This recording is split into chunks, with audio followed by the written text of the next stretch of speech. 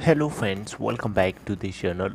दोस्तों, इस वीडियो के अंदर हम बात करेंगे कि क्या मार्केट फिर से क्रैश करेगा, क्योंकि मंडे 6 जून 2022 से मार्केट ओपन हो रहा है।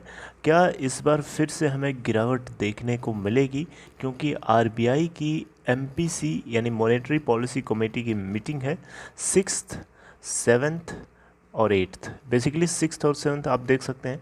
8 तारीख को शक्तिकांत दास जो है मीटिंग को कंक्लूड करेंगे।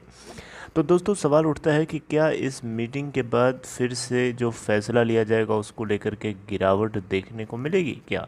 इसके ऊपर चर्चा करेंगे, लेकिन उससे पहले आप लोगों से रिक्वेस्ट करना चाहूँगा, अगर आप चैनल को फर्स्ट टाइम देख रहे हैं फाइनेंस मार्केट को, मेक श्योर कि सब्सक्राइब करके बेल आइकन को हिट कर लीजिए। और डीमेट या ट्रेडिंग अकाउंट अगर आपको ओपन कराना है, वीडियो के डिस्क्रिप्शन बॉक्स में एक लिंक दिया गया है।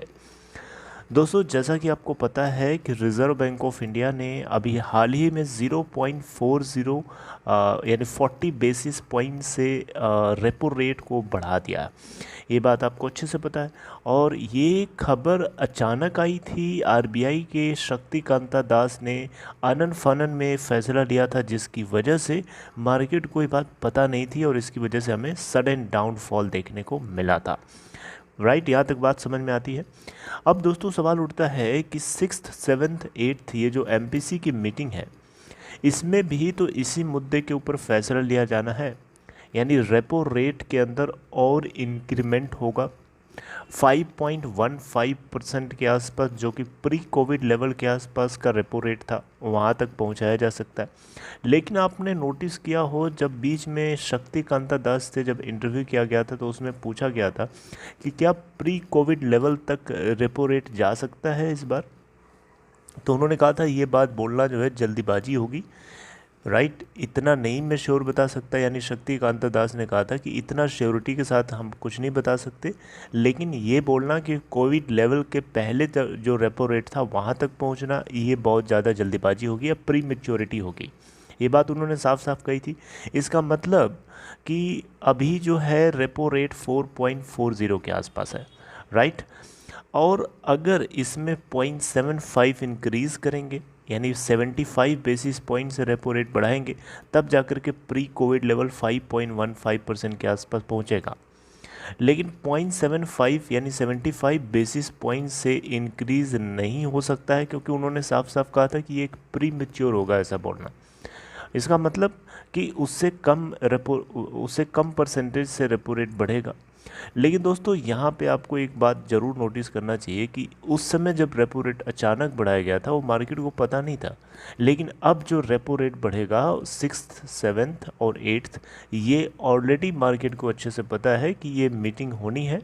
इस मीटिंग में आरबीआई रेपो रेट को बढ़ाएगा, तो मार्केट जो है उसी हिसाब से पहले से सेटलमेंट हो चुका है।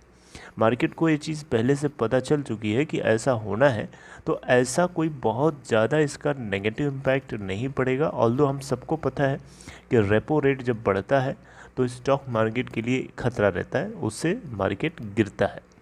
क्यों गिरता है? क्योंकि महंगाई बढ़ती है, उसको कंट्रोल करने के लिए, उसको इन्फ्लेशन को कंट्रोल करने के लिए आरबीआई ने रेपो रेट में जो इंक्रीमेंट किया है, उससे जो कॉस्ट ऑफ जो लेंडिंग है वो बढ़ जाती है। यानी आप जब लोन लेने जाएंगे, आप जो ईएमआई लेते हैं उसके ऊपर बोझ बढ़ जाता है, तो जिससे आप हेजिटेट करेंगे, आप लोन नहीं लेना चाहेंगे। आपकी टेंडेंसी होगी कि आप लोन कम से कम लें। सिर्फ आपकी नहीं, बल्कि जितनी कॉरपोरेट हैं, कंपनीज हैं, उन सभी की टेंडेंसी होगी कि लोन कम से कम लें। और शायद इसी की वजह से मार्केट में ये नेगेटिविटी देखने को मिलती है, क्योंकि लोन कम लेगा कोई कॉरपोरेट या कोई कंपनी, तो अपने बिजनेस के अंदर ऑपरेशंस कम कर पाएगा, प्रॉफिटेबिलिटी कम जनरेट कर पाएगा, और प्रॉफिटेबिलिटी कम जनरेट होगी तो कंपनी के लिए नुकसान है। राइट, तो कंपनी का स्टॉक प्राइस डेफिनेटली डाउन होगा। तो शायद यही कारण है जिसकी वजह से गिरता है मार्केट। और ये आपको ध्यान रखना चाहिए कि इस बार 6, 7, 8 की जो मीटिंग है, इस मीटिंग में जो फैसला लिया जाएगा वो मार्केट को पहले से अंदाज़ा हो चुका है, अच्छे से मार्केट को पता है। तो मुझे नहीं लगता कि फिर से कोई क्रैश वैश आएगा। अब वो अलग बात है कि कोई सरकमस्टांस इस तरीके का बन जाए जो हमें पता ना हो, किसी को पता ना हो, तो अलग बात है। लेकिन अभी जो हाल फिलहाल का सिनेरियो है, इसको देख करके ऐसा लगता है कि कोई इस तरीके का क्रैश नहीं होगा। जैसे हमने लास्ट फ्राइडे को देखा, थोड़ा बहुत मार्केट के अंदर करेक्शन हुआ, उसी तरीके से थोड़ा बहुत और करेक्शन आपको मैक्सिमम देखने को मिल सकता है। बाकी सिचुएशन समय बताएगा, टाइम विल टेल एवरीथिंग। बाकी आपको क्या लगता है कमेंट बॉक्स में बता सकते हैं। चलिए मिलते हैं नेक्स्ट इन्फॉर्मेशन के ऊपर चर्चा करते हुए, तब तक अपना ध्यान रखिए, टेक केयर।